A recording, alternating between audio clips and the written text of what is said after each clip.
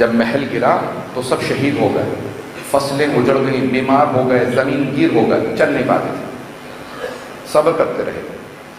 جس دن ان کی ناموس پہ حرف آیا، ان کی زوجہ پہ، جب کہا نا کہ لوگ پردے کی باتیں کر رہے ہیں، جناب ایوب کی زوجہ جناب یوسف کی بیٹی تھی، گھروں میں کام کر کے جناب ایوب کے لیے کھانا اور دوا لاتی تھی۔ جب شیطان نے کہا نا کہ رحمہ نام تھا تو ان سے کہو کہ اپنے بال کاٹ کے دے دیں، تو جناب رحمہ نے کہا نہیں۔ تو جب جناب ایوب کو پتہ چلا نا تو ان سے برداشت نہیں ہوا کہ پروردگارا میں نے سارے امتحان دے دیے، ناموس کا امتحان نہیں دے سکتا۔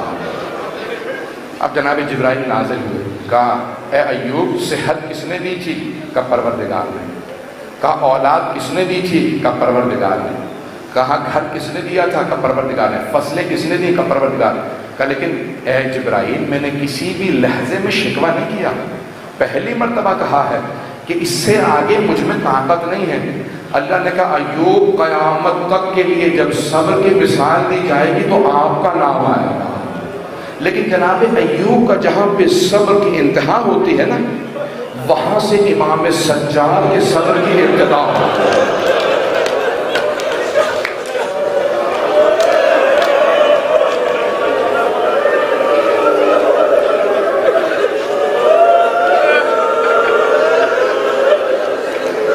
پھر بھی پوری بات کو پہنچا نہیں پایا۔ میں نے کہا تھا دین پہ جان قربان کرنا مشکل ہے، اس سے زیادہ مشکل آبرو قربان کرنا۔ آج پہلی محرم ہے، نتیجہ کیا ہوا تھا؟ جب امام حسین علیہ السلام نے دیکھا نا امام سجاد کو، کیا آواز دی؟ پھوپھی اماں میرا عصا لا دیجئے، میری تلوار لا دیجئے۔ پوچھا جناب زینب نے عصا کیوں چاہیے، تلوار کیوں؟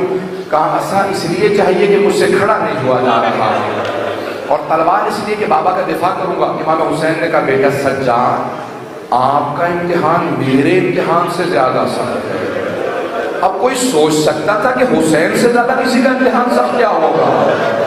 یہاں آبرو کا مسئلہ تھا۔ پانچویں امام فرماتے ہیں کہا کہ 7 ایسی چیزیں تھی شام میں جو ہم کبھی نہیں بھلا سکتے، میرے بابا پوری زندگی نہیں بھلا پائے، کربلا کے بعد اتنے برس زندہ رہے لیکن بھلا نہیں پائے۔ 7 چیزیں بھلا نہیں پائے۔ پیش کروں کا پہلی چیز کا دربار عام تھا، بازار شام تھا، نامحرموں کا مجمع تھا، ہاتھوں میں پتھر تھے، باغیوں کے نعرے تھے، علی کی بیٹیاں تھی۔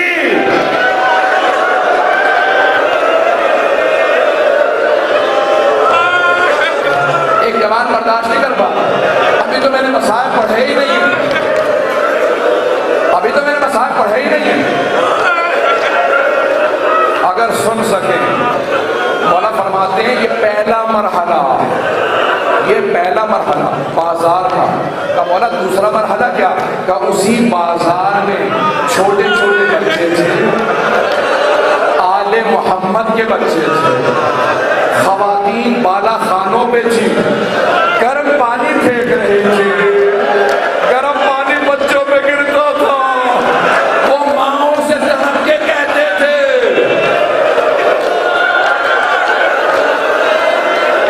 اجرکم اللہ، اجرکم اللہ۔ مولا تیسرا مرحلہ کیا؟ میں 7 مراحل نہیں پیش کر پاؤں، نہ گلا اجازت دے رہا ہے، نہ آپ کا گریا برداشت نہیں کر پائیں گے۔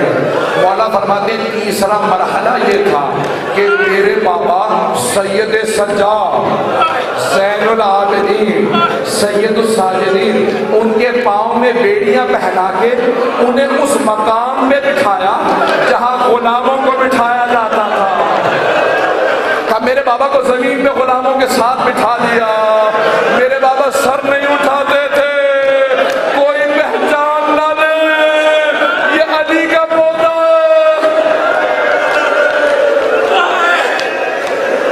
کا چوتھا مرحلہ کیا تھا؟ سوگنامہ محمد نعت اللہ شہادی نے لکھا، امام باقر فرماتے ہیں کا چوتھا مرحلہ یہ تھا کہ علی کی بیٹیاں کھڑی تھی، شرابی کا دربار تھا، وہ تخت پہ بیٹھا تھا، اشارے کر کر کے پوچھتا تھا یہ کون ہے؟ امام سجاد کہتے تھے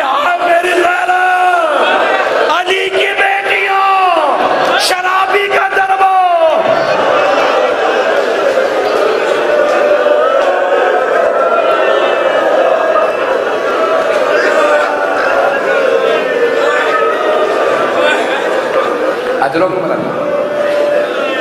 میں نے وعدہ کیا تھا سارے مراحل میں پیش کروں گا. جب امام دیکھیں آبرو کا امتحان بڑا سخت امتحان ہوتا ہے.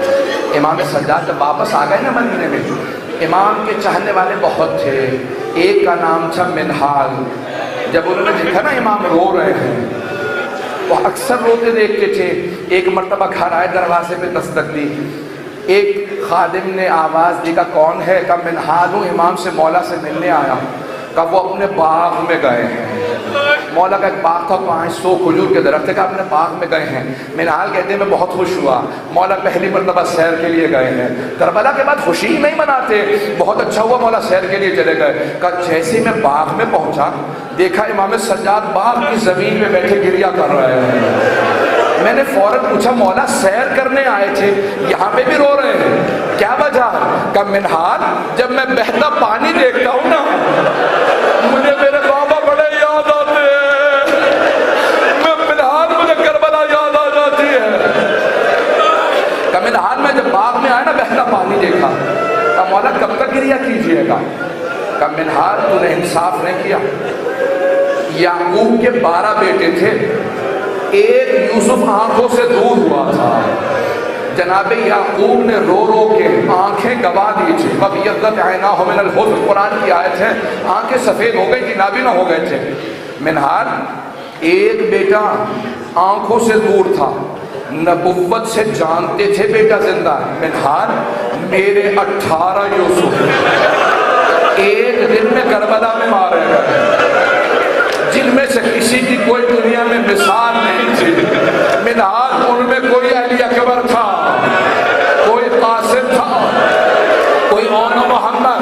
منہال ان میں میرے چچا عباس بھی تھے. بس بھئی جناب منہال رونے لگے. لیکن ایک سوال کیا کہ مولا لیکن شہادت تو آپ کی میراث ہے، شہادت تو آپ کی میراث ہے.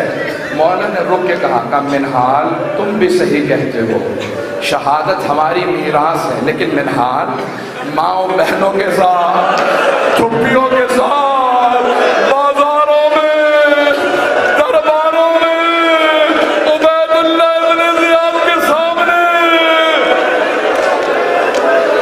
چھپیوں کے ساتھ جانا یہ ہماری میراث نہیں ہے.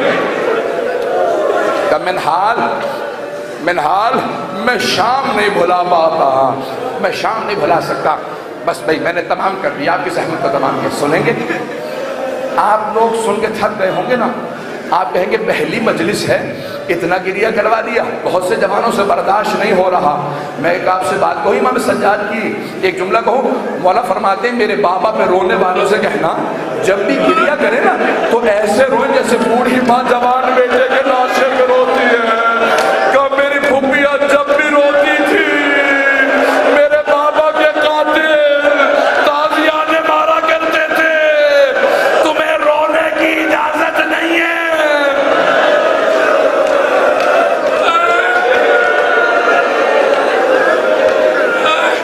آپ پہ پابندی تو نہیں نا ہے، ہم پہ پابندی نہیں. اجر کو لگا نہیں، میں نے تمام کر دیا. آخری جملے سن لیجیے، آخری جملے پیش کر رہا ہوں. آبرو سب سے مشکل ہے دین پہ قربان کرنا. 2 سے 4 منٹ کی زحمت ہوگا. دین پہ آبرو قربان کرنا سب سے زیادہ مشکل کام ہے. امام سجاد علیہ السلام جب گریہ کرتے تھے نا تو صرف 2 باتیں کہا کرتے تھے. مورخین نے لکھا ہے، مقاتل کے الفاظ ہیں، جب بھی پانی دیکھتے تو فوراً کہتے واہ حسینہ، سینے پہ ہاتھ مار کے اپنے بابا کو یاد کرتے. اور اگر کبھی کچے گوشت پہ نگاہ پڑ جاتی تو ایک مرتبہ تڑپنے لگتے. اور جب بھی اپنی پھپھیوں کو یا بہنوں کو دیکھتے تھے تو فوراً کہتے تھے واہ حجابہ. روایت کے الفاظ ہیں، میں نے کہا تھا آخری جملے، روایت کے الفاظ ہیں، امام سجاد جب بھی مدینے میں باہر نکلتے تھے تو شام کے وقت جب باہر نکلتے تو جتنے بھی قصابی تھے مدینہ شہر کے وہ سب اپنے کشتوں پہ کپڑا ڈال دیا کرتے تھے، کیونکہ امام کچا گوشت دیکھ نہیں پاتے تھے. ایک قصائی مصروف تھا، گوشت کاٹنے میں اچانک امام سجاد کے آنے کا وقت ہو گیا، بس گوشت میں نگاہ پڑھنا تھی امام نے، فوراً کربلا کا رخ کیا، کہا واہ حسین واہ مظلومہ واہ غربتا، بس پہ تڑپنے لگے۔ اس نے امام کو دیکھا، فوراً اپنے جانور پہ کپڑا ڈال دیا اور کہا مولا مجھے معاف کر دیجئے گا، میں بھول گیا تھا آپ کے آنے کا وقت ہو گیا۔ امام نے کہا کچھ سوال کروں جواب دے گا؟ کہ مولا فرمائیے، آپ ذریت رسول خدا ہیں، میں آپ کا خادم ہوں۔ کہ اتنا بتا دیں، جب تو اسے ذبح کرنے لگا تھا پانی پلا دیا تھا؟ کہ مولا ہم کبھی پیاسا ذبح نہیں کرتے۔ امام تڑپنے لگے، کہ تو نے خنجر کو تیز کر لیا تھا؟ کہ مولا خنجر تیز کر کے ذبح کرتے۔ مولا نے کہا تیسرے سوال کا جواب بیٹے دیکھیے گا۔ مولا نے تیسرا سوال کیا کہ اتنا بتا دے، جب تو اسے ذبح کر رہا تھا کوئی دوسرا جانور دیکھ تو نہیں رہا تھا؟ کہ نہیں مولا چھپا کے ذبح کیا۔ مولا نے کربلا کا رخ کیا، تو کربلا میں آنے والوں تم کیسے مسلمان تھے؟ نہ میرے بابا کو پانی پلایا، نہ خنجر تیز کیا، میری پھپھی 70 قدم کے فاصلے میں کھڑی دیکھتی رہی، کسی نے میری پھپھی سے بابا کو نہیں چھپایا۔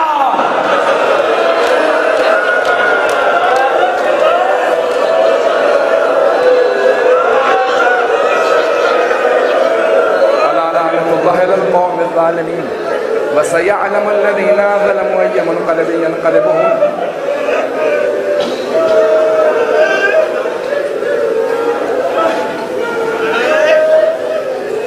میں ہمیشہ واسطہ دے کے دعا کیا کرتا ہوں، 2 جملے دعا کے کہوں گا۔ میں جانتا ہوں گریہ ہو چکا، ہاتھوں کو بلند کریں گے، اس لہجے میں دعا رد نہیں ہوگی۔ ذرا سب ایک مرتبہ کہیں گے پروردگارا ہم حسین کا واسطہ ہے، پروردگارا حسین ابن علی کے صدقے میں ہماری گنہگار آنکھوں کو امام زمانہ کی زیارت نصیب۔ پروردگارا دنیا میں ظلم بہت بڑھ چکا ہے، داعش کا خاتمہ فرما، آل سعود کو غارت فرما، مؤمنین کی حفاظت فرما، ہمارے مقامات مقدسہ کی حفاظت فرما، نجف و کربلا کی کاظمین کی سمرہ کی بلد کی شام کے تمام روضوں کی حفاظت فرما، شام کی زیارات دوبارہ آزاد فرما۔ پروردگارا جو ہاتھ بلند ہیں تجھے خون حسین کا واسطہ کسی کو خالی نہ لوٹا۔ پروردگارا تیرے بارگاہ کے اندر ایک دعا لائے ہیں، دنیا کے حالات بہت سا خراب ہیں، پاکستان میں، کشمیر میں، افغانستان میں، عراق میں، شام میں، بحرین میں، یمن میں، نہ جانے کہاں کہاں، سب مؤمنین کی حفاظت فرما، عالم اسلام کی حفاظت فرما۔ پروردگارا دشمنان اسلام کو نیست و نابود فرما، دشمنان اہل بیت کو نیست و نابود فرما۔ پروردگارا جو ہاتھ بلند ہے کسی کو رد نہ فرما، ہماری مسئولات کے پردے کی حفاظت فرما۔ پروردگارا اس امام کو ترقی عنایت فرما، جہاں جہاں عزادار ہیں، جہاں جہاں اس وقت زائرین ہیں، سب کی حفاظت فرما۔ پروردگارا جتنے مومنین مریض ہیں، بیماروں کو شفاء کاملہ عاجلہ عنایت فرما، بے اولادوں کو اولاد عنایت فرما، مقروضوں کے قرض ادا فرما۔ پروردگارا حج و زیارات کی تمنا رکھنے والوں کو حج و زیارات نصیب فرما، ہم سب کو ہماری زندگی میں سید الشہداء کی زیارت نصیب فرما، آخرت میں ان کی شفاعت نصیب فرما۔ پروردگارا اس وقت بے انتہا زائرین عاشورہ کے لیے کربلا جا رہے ہیں، پھر اربعین پہ جائیں گے، تمام زائرین کی حفاظت فرما۔ پروردگارا خصوصاً جو پیدل چل کے جانے والے ہیں، تجھے واسطہ ان بیویوں کا جو شام سے پیدل آئے تھے، ان زخمی قدموں کا واسطہ، ان پیدل چلنے والے زائرین کی حفاظت فرما۔